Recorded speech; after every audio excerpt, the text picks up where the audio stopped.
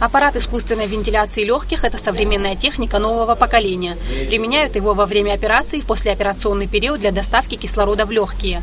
В республиканской больнице есть подобные аппараты, но их недостаточно. В скором времени заработает второй блок больницы, в котором предусмотрено открытие еще нескольких операционных, где также понадобятся такие аппараты. На сегодня для республиканской больницы необходимо от 12 до 15 наркозно-дыхательных аппаратов. Это для того, чтобы полностью оснастить открывающийся операционный блок, а также оснастить отделение реанимации.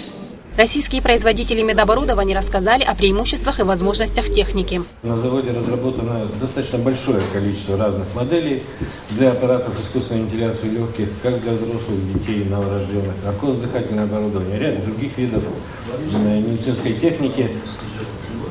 Опыт уже среди, по крайней мере, российских производителей медицинской техники огромный.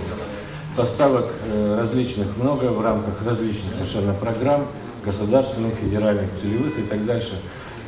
Внутренних, внутри областных программ, коих в каждой области бывает также несколько.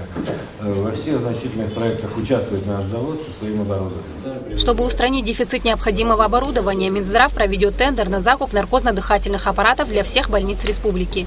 Решать, какие из представленных аппаратов подойдут для работы, будут наши специалисты.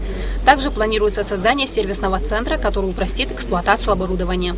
Сима Аргон, Саидаева, Абхазское телевидение.